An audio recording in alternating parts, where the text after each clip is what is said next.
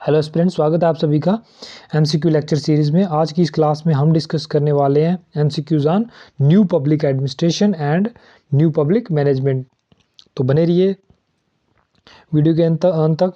आपको जो अभी इस वीडियो में डाउट होंगे आप कमेंट सेक्शन में मेरे को पूछ सकते हैं, और साथ ही साथ जिनको पीडीएफ चाहिए वो टेलीग्राम ग्रुप को ज्वाइन कर सकते हैं। लिंक जो है डिस्क्रिप्शन में पड़ा हुआ है।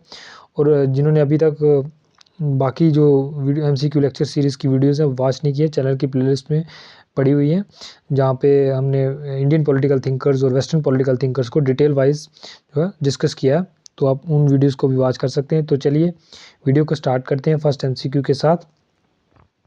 Name the editor of the book towards the new public administration Minnowbrook. Minnowbrook की जो कॉन्फ्रेंस फर्स्ट हुई थी, वहाँ पे जो बुक पब्लिश हुई थी towards the new public administration, वो किसके द्वारा जो है उसका एडिटर कौन था?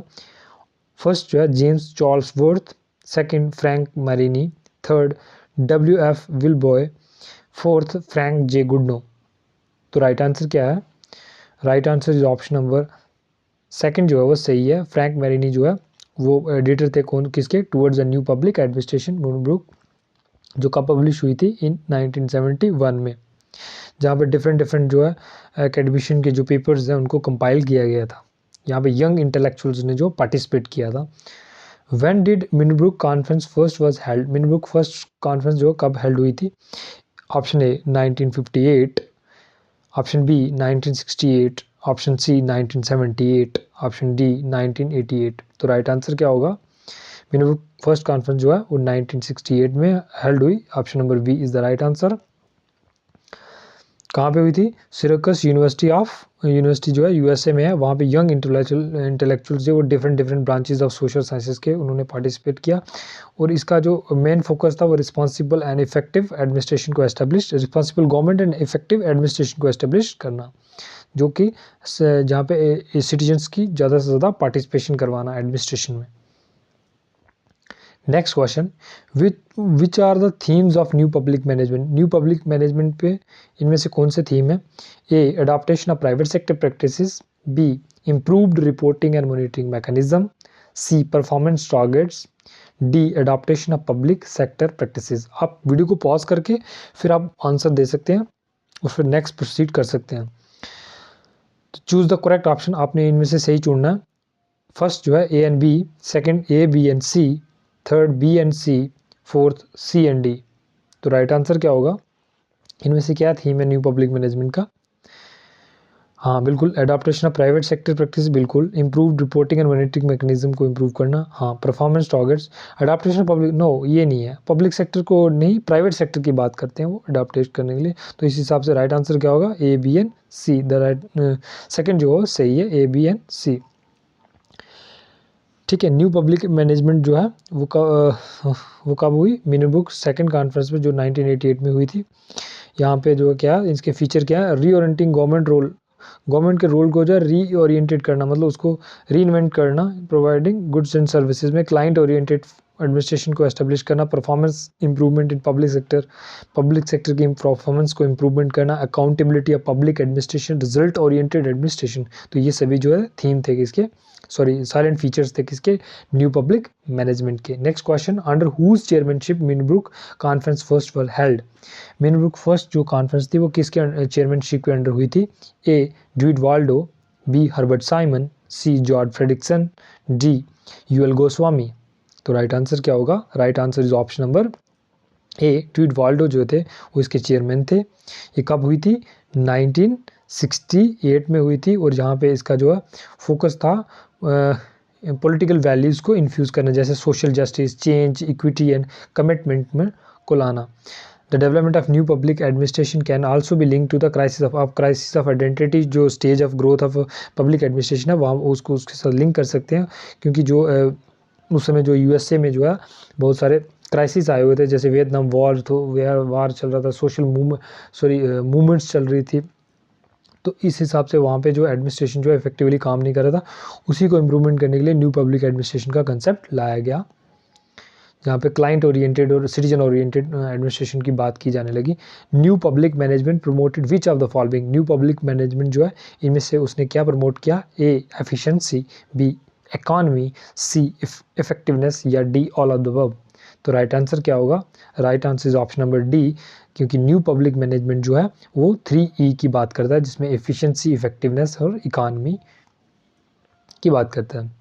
Next question, Minnowbrook conference second was held under the chairmanship of. जो मीनरब्रुक सेकंड कॉन्फ्रेंस है वो किसकी चेयरमैनशिप के अंडर हुई? Option A Dwight Waldo, option B Herbert Simon, option C George Frederickson, option D Rosemary O'Leary. तो right answer क्या होगा? Right answer is option number C, George Frederickson जो थे वो चेयरमैन थे किसके? मीनरब्रुक सेकंड कॉन्फ्रेंस के। वो कब हुई थी? 1988 में। और इसके जो एडिटर थे वो कौन थे? एडिटर थे रिचर्ड टी मेयर, और पब्लिश किसके द्वारा की? टिमी बेली के द्वारा, जिसका थीम क्या था? Public management in the interconnected world ऐसे in the Minnowbrook tradition. Next question, choose the correct about the feature of new public management. New public management की क्या फीचर्स थे? A empowerment of citizens, that is reorganizing citizen not as passive. Citizens को passive citizen नहीं consider करना, उनको actively customer consider करना है। B autonomy to public sector manager, जो पब्लिक सेक्टर मैनेजर हैं उनकी ऑटोनॉमी को बनाए रखना। सी सेंट्रलाइजेशन ऑफ गवर्नेंस, या D outsourcing and contracting of out services, जो आउटसोर्सिंग करना किसकी? सर्विसेज की। तो इनमें से क्या जो है वो सही है किसके बारे में? न्यू पब्लिक मैनेजमेंट के बारे में। ए जो फर्स्ट है A and D, second B and C, third A B and D, fourth A B C and D. तो राइट आंसर क्या होगा? Right answer is option number third जो है वो सही है, क्योंकि सेंट्रलाइजेशन ऑफ गवर्नेंस की बात नहीं करता है। न्यू पब्लिक मैनेजमेंट जो है डिसेंट्रलाइजेशन ऑफ एडमिनिस्ट्रेशन या गवर्नेंस की बात करता है। तो ये उसके मेन फीचर है।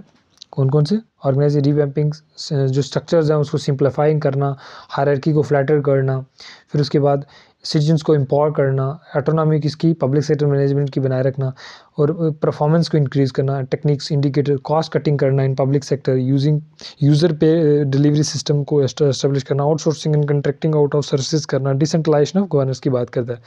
यहाँ पे आपको ऑप्शन में सेंट्रलाइजेशन ऑफ गवर्नेंस दिया गया था, लेकिन वो गलत है, क्योंकि जो न्यू पब्लिक मैनेजमेंट जो है वो डिसेंट्रलाइजेशन ऑफ गवर्नेंस की बात करता है। हु पब्लिश द बुक री इन्वेंटिंग गवर्नमेंट? री इन्वेंटिंग गवर्नमेंट किसके द्वारा बुक जो है पब्लिश की गई है, जो किसके ऊपर थी? न्यू पब्लिक मैनेजमेंट के ऊपर। ऑप्शन है A Dwight Waldo, B Osborne and Gaebler, C George Frederickson, D Rosemary O'Leary. The right answer is option number B जो है सही है। ऑसबोर्न जो एंड गैबलर के द्वारा जो है री इन्वेंटिंग गवर्नमेंट जो है वो किताब लिखी गई है 1992 में, जिसमें जो है वो एंटरप्रेन्योरियल गवर्नमेंट की बात करते हैं। What are the factors that contribute to the development of new public management? New public management को की ग्रोथ के लिए कौन कौन से फैक्टर्स हैं? A emergence of post Wilsonian and post Weberian concept of public administration, B administrative changes in eastern countries, C receding credibility of state, या D new right philosophy. आपने इनमें से सही चुनना है। फर्स्ट जो है ए सी एंड डी। आपने वीडियो को पॉज करना, ध्यान से क्वेश्चन को पढ़ना और उसके बाद जो है ऑप्शन को मार्क करना। Second B and C, third A B and D, fourth A B C and D. तो राइट आंसर क्या होगा? Right answer is option number, यहाँ पे ऑप्शन नहीं दिया गया, लेकिन जो है मैं आपको बताता हूँ। यहाँ पे राइट आंसर जो है देखिए इमरजेंसी ऑफ पोस्ट, हाँ ये बिल्कुल फैक्टर है। इसके कारण जो है न्यू पब्लिक मैनेजमेंट की ग्रोथ हुई, क्योंकि जो पोस्ट वेबरिन मॉडल था वो स्ट्रिक्ट ब्यूरोक्रेसी की बात करते हैं, ऑथोरिटेरियन ब्यूरोक्रेसी की बात करते हैं, लेकिन उसी के अगेंस्ट जो है ये डेवलपमेंट हुआ किसका? न्यू पब्लिक मैनेजमेंट का। यहाँ पे सिटीजन ओरिएंटेशन एडमिनिस्ट्रेशन की बात होने लगी। चेंज इन ईस्टर्न कंट्री, हाँ एडमिनिस्ट्रेटिव चेंजेस ईस्टर्न कंट्री के कारण नहीं, वेस्टर्न कंट्रीज में जो एडमिनिस्ट्रेटिव चेंजेस आई उसके कारण। तो बी जहाँ पे है वो आंसर बी जो गलत है, तो बी जहाँ पे है इस हिसाब से आंसर जो सही होगा फर्स्ट जो है वो सही है, A N C N D. जो रिसीडिंग जो स्टेट की क्रेडिबिलिटी है वो डिक्रीज होने लगी, उसके कारण भी न्यू राइट फिलॉसफीज आई, उसके कारण भी जो है डेवलपमेंट हुई किसकी? न्यू पब्लिक मैनेजमेंट की। वेस्टर्न कंट्रीज में जो है एडवांसमेंट हुई, ठीक है 1999। ट्रांसफॉर्म स्ट्रक्चरली रिजिड जो हायरार्की थी वो एडमिनिस्ट्रेशन को उसको कम करना और flexible market based public management को लाना। Next question, towards a new public, आपने मैच करना, मैच द फॉलोइंग है। तो towards a new public administration the Minnowbrook perspective, public administration in a time of turbulence, तीसरा है न्यू पब्लिक एडमिनिस्ट्रेशन, चौथा है Philadelphia conference on theory and practice of public administration. तो पहला है फ्रैंक मैरेनी, दूसरा है ड्यूडवाल्डो, सी जॉर्ज फ्रेडरिक्सन, फोर्थ है जेम्स जी चार्ल्सवर्थ। तो आपने इनको मैनेज करना, सॉरी मैच करना। तो राइट आंसर क्या होगा? Towards a new public administration जो है ये किसके द्वारा लिखी गई है? ये आपने अभी पढ़ा है 1968 में जो है फ्रैंक मैरेनी जी के अंडर, उनकी चेयरमैनशिप के अंडर जो है ये पब्लिश हुआ था मिनबुक फर्स्ट कॉन्फ्रेंस, उसका थीम था public administration in a time of turbulence. ये किसके द्वारा है? ड्यूडवाल्डो जी के द्वारा लिखी गई है। एंड न्यू पब्लिक एडमिनिस्ट्रेशन ये कब पब्लिश हुई? जॉर्ज फ्रेडरिक्सन के द्वारा। और जो फिलाडेल्फिया कॉन्फ्रेंस है वो किसकी चेयरमैनशिप की हुई? James G चार्ल्सवर्थ। तो इस हिसाब से ये फर्स्ट सेकंड ये सेम है, मतलब ए का 1 है, बी का 2 है, सी का 3 है, डी का 4 है। तो राइट आंसर आपसे ऑप्शन नंबर ए जो है सो सही है। देख लेते हैं जो पब्लिकेशन हुई किसकी? Towards the new public, edited by Frank Marini के द्वारा। पब्लिकेशन ड्यूडवाल्डो ने जो है किसका? Public administration time of turbulence. Next उसके बाद जो कब हुई? 1968 में publication of George Frederickson book जो है न्यू पब्लिक एडमिनिस्ट्रेशन इन 1980 में। फिलाडेल्फिया कॉन्फ्रेंस जो है 1967 में हुई under the chairmanship of James G Charlesworth के द्वारा। और हनी रिपोर्ट जो है ऑन हायर एजुकेशन जो फॉर पब्लिक सर्विस 1967 में इन यूएसए में हुई थी। Next question, the Minnowbrook conference first was held to the development of which of the following, किसकी डेवलपमेंट के लिए मिनबुक फर्स्ट कॉन्फ्रेंस हुई? उसके कारण मिनबुक फर्स्ट कॉन्फ्रेंस के कारण क्या, किसकी डेवलपमेंट हुई? कौन? Option A new public management, B new public administration, C both of these, या डी नन ऑफ दीज। तो राइट आंसर क्या होगा? ऑप्शन नंबर बी सही है, क्योंकि मिनबुक फर्स्ट कॉन्फ्रेंस का रिजल्ट क्या था? न्यू पब्लिक एडमिनिस्ट्रेशन, जो किसकी चेयरमैनशिप के अंडर हुई थी? ड्यूडवाल्डो की चेयरमैनशिप के अंडर। और कब हुई थी? 1968 में हुई थी। Which of the following is not the theme of new public administration summarized by Frank Marini? Frank Marini के द्वारा जो पब्लिक एडमिनिस्ट्रेशन के थीम्स दिए गए उनमें से कौन सा नहीं है? A values, B efficiency and economy, C social equity, या डी चेंज। तो right answer option number B economy and efficiency नहीं है, क्योंकि वहाँ पे वो एफिशिएंसी और इकोनॉमी की जगह वो रेलिवेंस की बात करते हैं, वैल्यूज़ की बात करते हैं, social equity and change and client focus administration की बात करते हैं। तो उनके ये थीम्स थे, relevance, values, social equity and change and client orientation या client focus. Who defined NPA, किसने डिफाइन किया है न्यू पब्लिक एडमिनिस्ट्रेशन को? Client focused administration is recommended along with debureaucratization, democratic decision making and decentralization of administrative process in the interest of more effective and human delivery of public services। ये किसके द्वारा define किया गया new public administration को? Option number A Dwight Waldo, option B Osborne and Gaebler, C George Frederickson, option D Nigro and नाइग्रो।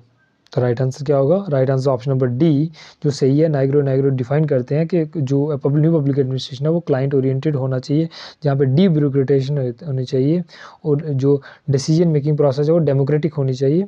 साथ ही साथ जो administrative process को डिसेंट्रलाइज करना, मतलब ज़्यादा से ज़्यादा सिटीजन्स की पार्टिसिपेशन होना। Next question, who coined the term new public management, जो टर्म न्यू पब्लिक मैनेजमेंट है वो किसने काइंड की है? A Frank Marini, B Dwight Waldo, C Christopher Hood, D George Frederiksen.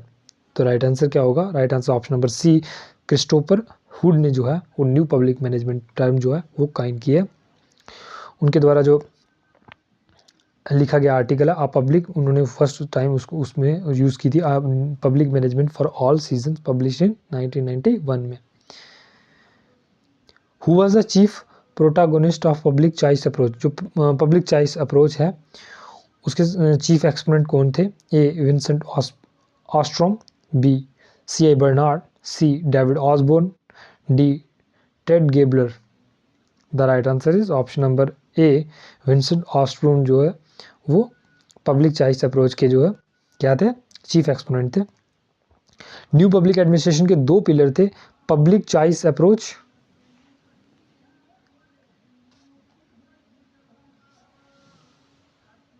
Sorry यहाँ पे न्यू पब्लिक एडमिनिस्ट्रेशन नहीं, न्यू पब्लिक मैनेजमेंट के दो पिलर थे, कौन कौन से, public choice approach as well as new terrorism.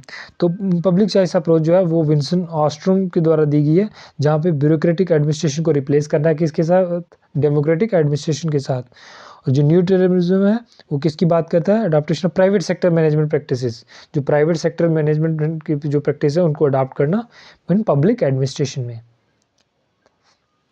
Next question, which of the following has not been rejected by new public management.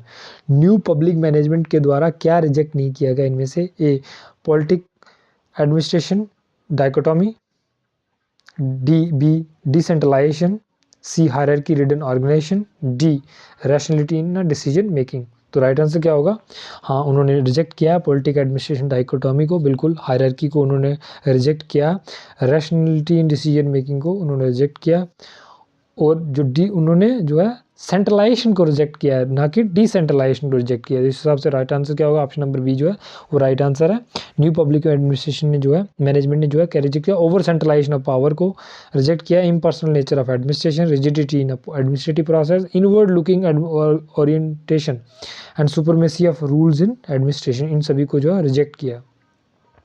तो ये आज का लास्ट क्वेश्चन था। आई होप वीडियो आपको अच्छी लगी होगी। कैसी लगी वीडियो कमेंट सेक्शन में ज़रूर बताएं, और साथ ही साथ चैनल को सब्सक्राइब करके कर लें। इसी तरह की और भी वीडियो जल्दी ही चैनल पर अपलोड की जाएंगी। Thanks for watching, stay tuned with the channel.